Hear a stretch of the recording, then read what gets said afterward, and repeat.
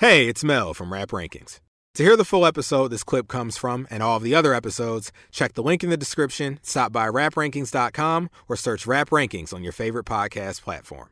And please consider liking, subscribing, and commenting to help us grow the channel and continue our journey as hip-hop's first and premier extreme podcast. Track 3, X Factor, produced by Lauryn Hill. 9-. We just switched ratings. 8+. Oh, wow. Sting me, baby. Okay. All right. Oh man. So this is the first song on the album that I officially am in an emotional frame of mind about. I'm gonna just say it. This is why I was thinking about giving them critics a swirly when we was in the info section. It was talking about, the singing didn't work when the subject matter got weighty, or she didn't have the vocals to carry. I'll have more to say about that on the next song, actually. Okay. I mean, here's the thing. I don't know where I put Lauryn Hill on a list of vocalists, but as far as being emotive and passionate and having conviction, I think she's all time. You know, it's probably growing up listening to that Nina Simone, you feel her when she sings. She sings her heart out. So I'm not following that line. I never clocked Lauryn as like a subpar vocalist until you read the notes this week. So, right. I don't know where I place her myself, but it's never been an issue for me.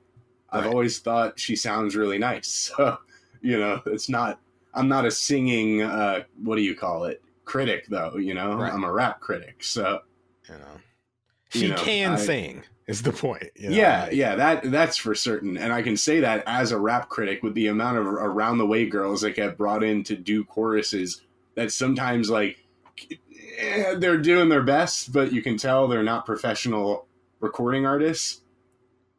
Right. You have to be one of these singing nerds to tell me she's a bad singer. You'd have to identify things that I don't hear in singing to explain to me why her singing is quote unquote bad. Right. I get it on moments on the Love Below when we talk. I'm these are the moments where the studio trickery failed to cover up his amateurness. Right. There are moments on there She's Alive when he's trying to hit those falsettos on there. She's alive. But it sounds kind of rough, Right. I don't have moments like that on this album. Now, I do think that at times her songwriting and the emotion in her delivery for me varies. It's not all up to an 8+ like this record is. There are records on here that are similar to X Factor, but don't quite bring me that same, emotional resonance when I listen to it. And this is one where this song and the next song are my examples of how moving her vocals can be. Yes These two songs in particular. So yeah, when I get emotional listening to this album, I've shed the most tears to this song and the next song on the album. I don't think I've cried to any other song on this album than this one and the next one. Wow. I think as far as crying goes, it's been this song. In fact, I cried this week. I've been crying since a kid. I'll be crying to this. And I don't think this is a now we just crying situation, as we've often discussed on this show. I think this could easily invoke. Is it E-N? Yeah. I don't know. Invoke tears. Okay. Teardom. It's funny, this song, the specific moment I think of when it comes to crying in high school, it was after school. I wasn't ready to go home. So I was just walking around the ghost town of a school, just aimlessly. I was in the science and tech building at El Camino High School. I turned this on and I just started crying. And people was walking by and I would turn because I didn't want them kids to see me because, them kids is terrible, and I was crying to X Factor after school for I would say no good reason, but it was a good reason, but I'm not going to talk about it because this is Rap Rankings, not Mel on Zoom with his therapist in Peoria. Okay. But I've cried to this multiple times. There's a person I have in mind when I think about the song. And I just want to say, this is an all-time, the songwriting on this record is perfection to me. And you might be wondering, well, why not a 10? Because the music might not be, it's close to perfection. I'm gonna explain, but like the songwriting's perfection, not a waste. That's why it's an 8. That's why it's an 8+ for me. I think it's musically good, but it's the 8+ for me comes from the songwriting and the delivery by Lauryn. Yes. You know, the music is good. It is. I don't have any notes about it like lacking anything necessarily. I've heard better music. It's not the music that gets me emotional here. And it's from the moment of no matter how I think we grow, you always seem to let me know it ain't working. That's right. All right. It ain't working. And when I try to walk away, you hurt yourself to make me stay. This is crazy. That's when I start getting emotional. And, we're going to play it in a little bit. But like this, care for me. Okay. I need you, care for me, there for me, there for me. You said you're there for me, cry for me, cry for me. You said you die for me, give to me, give to me. Or won't you live for me? Listen, all I got to say is, who did that one? Boy Wonder? 40? Manish? Whoever did that shit for Drake, if Drake Nice himself, pointed out what part of the song he wanted sampled, it's the perfect moment of the song to sample. When I first heard Nice for What, I freaked out. Oh, if you remember, I didn't freak out. I was like, come on, man. Now, I like the song now, but like I remember thinking, you fronted on that and in my feelings at first. Yeah. And I mean, I'm sure we'll play that in the archival, but my issue with that is like he took such an emotional song and made like a uplifting party pro empowerment bait, pandery record with it. And it's like you sampled the most emotional part of the song. What do you give Blood on the Leaves? Oh, a good point. All right, that's a gotcha. I don't remember, like a 8+ or something. Okay. Yeah. Go listen to the Yeezus review, folks. I mean, Moulz is making a good point. It's a sample. It's not about what's being sampled. It's about how it gets recontextualized as a piece of music in a new composition. Well, it's not necessarily commenting on the previous record. I hate to have to defend Kanye, but in that regard, I agree because, he's making a stupid song about, toxic relationships with scandalous women. But, that Blood on the Leaf, it fits into this whole like idea of just dread and like a failing relationship. The part he sampled, though, Drake, is a very heartbroken part, and so it was kind of this dissonance. It was clashing to me. Like I said, I like the record now, but that's for when we do Scorpion in some season. God. Anyway, that breakdown though, that is the part where I cry. And that's where it I really get going. That's to me what got this record to the 8+. It's specifically that, you said you died for me, give to me. Why won't you live for me? You said you died for me. Why won't you live for me? That is that's a line. That's songs, man. That's good songs. Okay. Y'all don't know. Y'all probably do if y'all listening, but the beat is great before this point. But it's at this point where I start considering the 10, because in that breakdown, you hear the organ start doing a more noticeable thing than it's been doing. The piano takes a back seat. The organ's getting real emotional. And when that electric guitar comes in, that's when I start levitating, bro. That's when I'm like, okay, is this a 10? That's like it the beat starts to become masterful to me at that point. It's great, but then it's like, and that the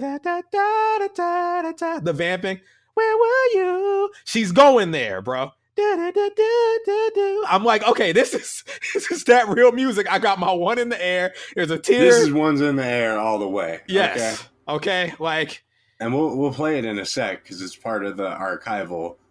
But I gotta say, I have a new memory associated with this record now. Oh, a new memory?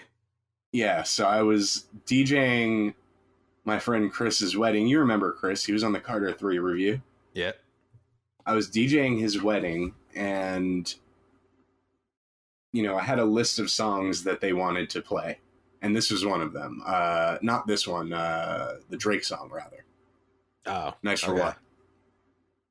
They want to play Nice for What at the wedding, and I worked in. So I basically just played the whole record up until that part, and I did it. I made like I pre-mixed it at home before the wedding DJ to go into the Drake record. And I'm a lover of music, but I'm not even thinking about the fact that like it's a total clash with the idea of a wedding. Right. Yeah.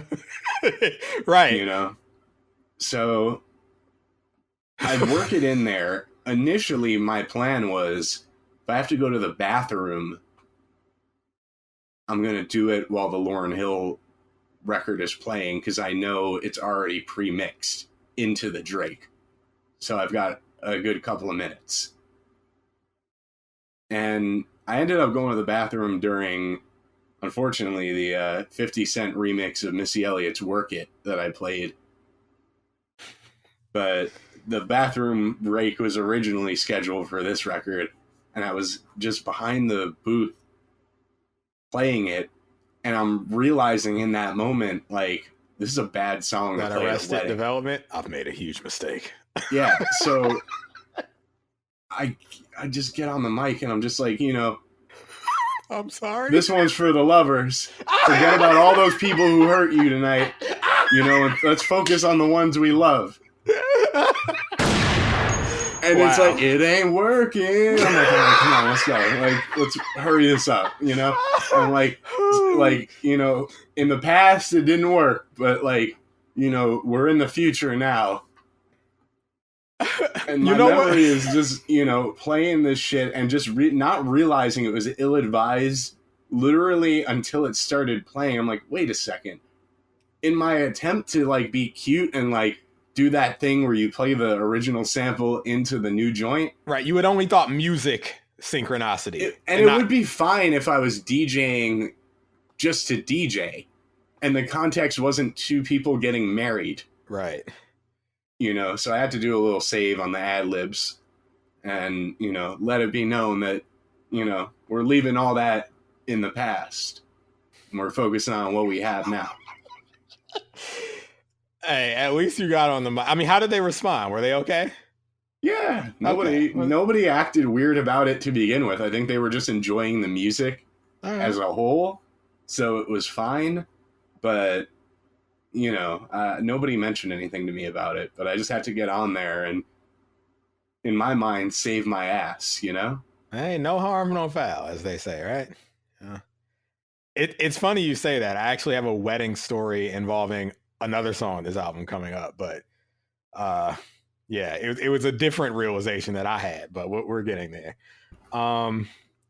Yeah, I mean, speaking of that, this being like a breakup song, I think it's been so enduring because I consider it one of the all-time records of its nature. It's one of the best relationship songs ever written and recorded. I don't think that's debatable. Especially now in the modern era, our generation, you hear all this talk of toxicity, toxic relationships. It's what this song is about. You're with somebody that you love, but it's hurting you. And when I try to walk away, you hurt yourself to make me stay. It's like them people that be threatening that suicide, It's like, oh, if you leave me, I'm going to commit. That's toxic. That's what Wyclef was doing? Yeah, probably. If you leave me, Laurie. Like, and... I'll be soaring through the air off the top of a building. Yeah, he probably said something like that. And she's like, this man is tripping. I'm gonna write X Factor, but it's outstanding songwriting to me. It's nothing's wasteful in terms of lyricism here. It's so tight. And, you talk about killing me softly. There are certain, like I said, I have an attachment to this record for a main reason, but also there's another reason. When I finally got out of the first relationship I'd ever been in, songs changed based on life experiences. And I heard this song different when she's like, is this just a silly game that forces you to act this way, forces you to scream my name, then pretend that you can't stay?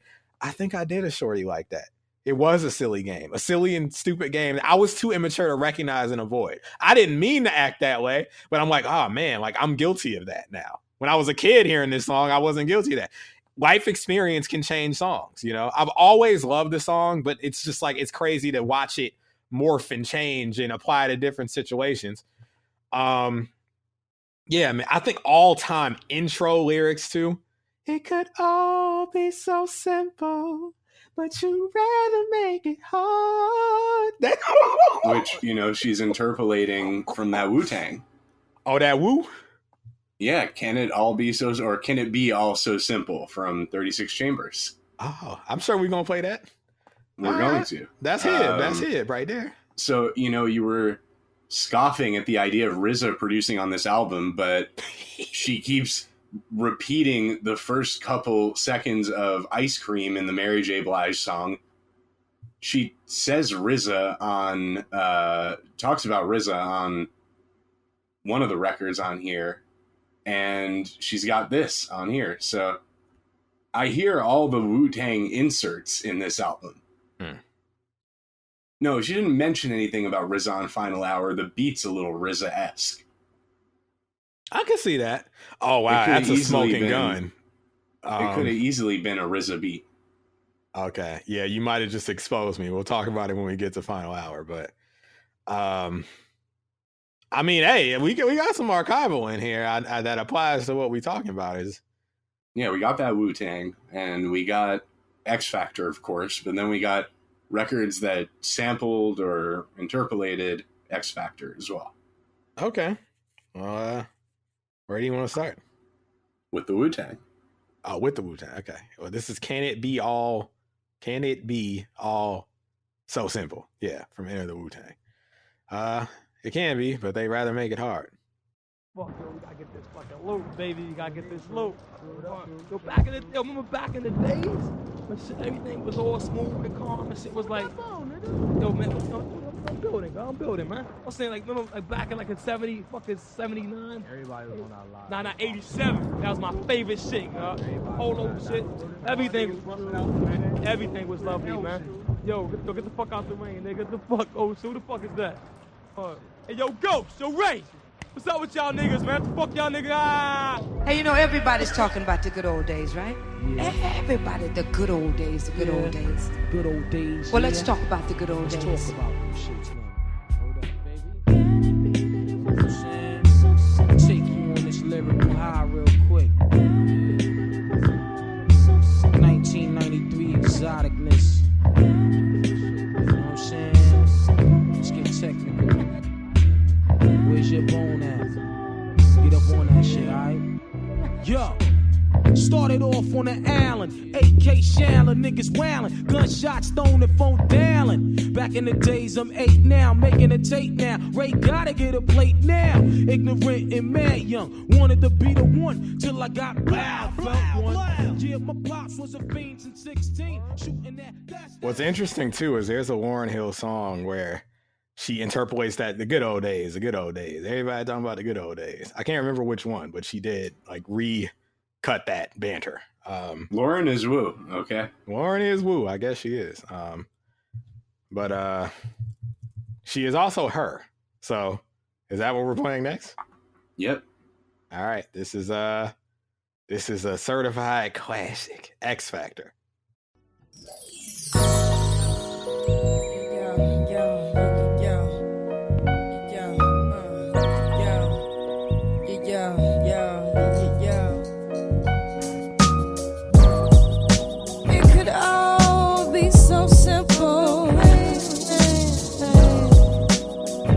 But you'd rather make it hard. Loving you is like a battle. And we both end up with scars. Tell me who I have to be to get so reciprocity. See, no one loves you more.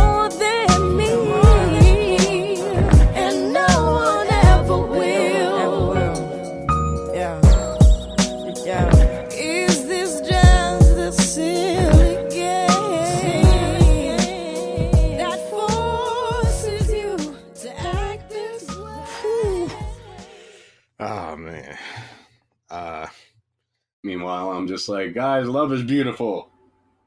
Get on the dance floor. God damn it. Oh man. Look, Someone's coming. It's a fair faux pas because it's like I know what you were trying to do. It makes sense musically. You know? Yeah, it does. So it is what it is. Well, but fuck me. Drake wasn't the first one to sample that, by the way. I'm sure he wasn't. That honor goes to one PNB Rock. Oh. Rest in peace, right? Yeah, rest in peace. Rest in peace. It was a musical old brother, folks, not a life old brother. No. I'm not saying like R.I.P. is in like should we wish a dead person peace in their resting, but I forget. There's so many dead artists now. I forget. You genuinely couldn't remember. Yeah. Is this the dude that got killed at the Roscoe's? Yeah, unfortunately. Okay. So PNB Rock, rest in peace. And A Boogie Wit the Hoodie. All right. I thought I was about to say rest in peace to him, but no, he just got his ass beat by Lil B, right? Is that what happened to him? Or no, he beat Lil B. They jumped Lil B. He beat up Lil B. Yeah. He beat up Lil B. I like that. They probably heard he was on that girl time, and we don't rock exactly. with that. I fuck with A Boogie Wit the Hoodie. And rest in peace to my main man, PNB Rock, okay? X Factor was the name of the record. Very creative. All right, well, here it is. Superstar, J.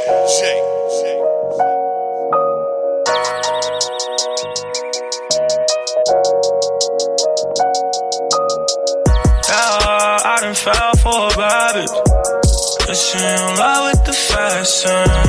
Is she in love with the fast words? Can't wait to catch her in traffic. I done fell for a bad bitch. Is she in love with the fashion? Is she in love with the fast waves? Can't wait to catch her in traffic. Shawty, you got me open, so high off your love, like a cloud I'm floating. It's so crazy, I caught all these emotions. I fell for you hard, without even knowing. I can't think straight, I can't sleep without you laying here next to me. Put my heart on my sleeve, but that's only for you, girl. I don't know what you do, girl, but you got a nigga going. I mean, it's not for me, but I'm not mad at it. Mike Tyson, take it away. This is garbage. Okay, come on. Don't touch a song if you're not going to at least match its quality or surpass it, That's just how I feel, all right? So you don't fuck with this Drake song? You caught me. No, I do. You know what? Hold on. Free rating for y'all for whenever we do Scorpion. Let me see. The last time I rated Scorpion, and I rated Scorpion like 8 times that year. I would hope this is at least a 9 minus, if not a 9. I mean, I take the statement back. I gave it a 7+. So, okay, it didn't match it. It didn't surpass it, but it had a different purpose, PNB Rock tried to go the sort of heartbreak route too, right? And it's like you not topping what Warren said. PNB Rock, more like no, you know what? I'm not gonna. They auto tune wasn't sounding good. It's come on. It was sounding. Look, I'm just trying. Okay, come on with that. All right, we'll be nice. Nice for what though? The next record. All right, we playing that nice for what? That's right. Okay, well, folks, now this is surpassing, if not matching. Okay, this is in Mel's new guidelines for how if you're allowed to like a song or not. Look, he surpassed his previous pandery women single, which was "Make Me Proud," which was horrible. So hey, did he surpass Draft Day the last time he sampled Lauryn Hill, which we'll play later tonight? We'll revisit that when we get there. Here's nice for what. Okay. I want to know who motherfucking representing it here tonight. Moulz Mel. Hold on. I keep letting you back in. How can I explain myself? You said you cared for me, Louisiana shit. Murder on the beat. Something for y'all to cut up to, Yeah. Everybody get your motherfucking roll on. I know shorty and she doesn't want no slow song. Had a man last year, life goes on. Haven't let that thing loose, girl, in so long. You been inside, know you like to lay low. I've been peeping what you bringing to the table. Working hard, girl, everything paid for. First, last phone bill, car, no cable. With your phone out, gotta hit them angles. With your phone out, snapping like you Fable. And you showing off, but it's alright. And you showing off, but it's alright. It's a short life, yeah.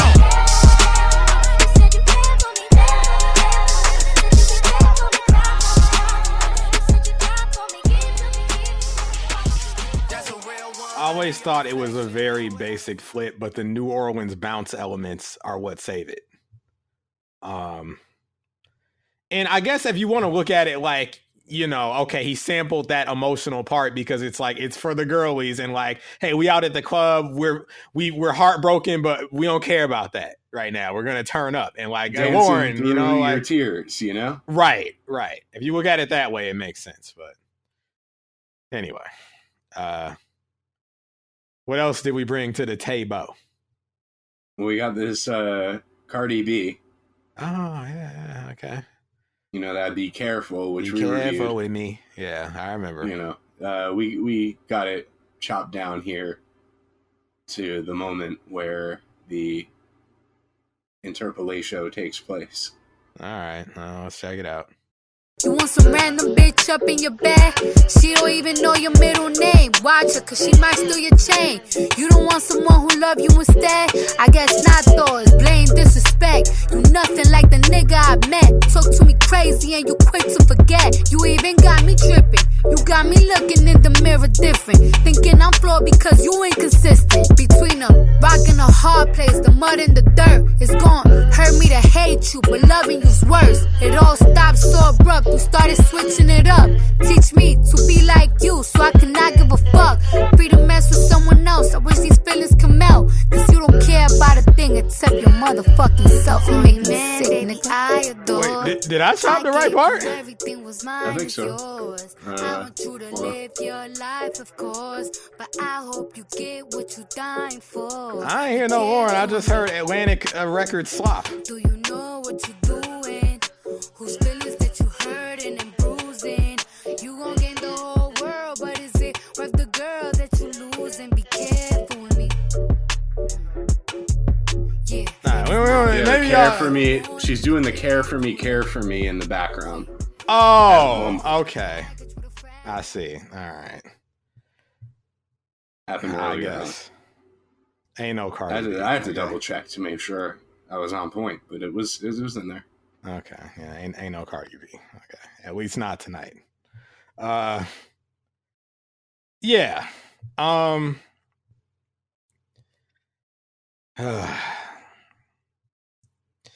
say this. All right. I think I have a couple more things to say about this record. I only have one more thing to say about this record. I gotta. I'm skimming the notes. Is that it? Yeah. Yeah. One more thing. You know, it's songs like this, where I gotta thank Lauryn, because way before Drake became my main man, I already had it in my mind that I could do anything I wanted musically when I started making music, because I grew up with albums like this, where she can, you know, potentially bar you into a coffin with the verses, but then turn around and rip your heart out with the notes and like masterful songwriting, you know? And I think this is one of the great examples of the range of this album. You know, it's like, it's rare that you have like such pure hip hop elements. And then like, this is that ballad R&B. Like, you know, I mean, obviously Drake raps and sings, but I don't know if it's ever been to this level, you know, like he has his range that he stays in, and I appreciate him for it, but like it takes a certain level of, I guess, vocal capability to make a record like this, you know?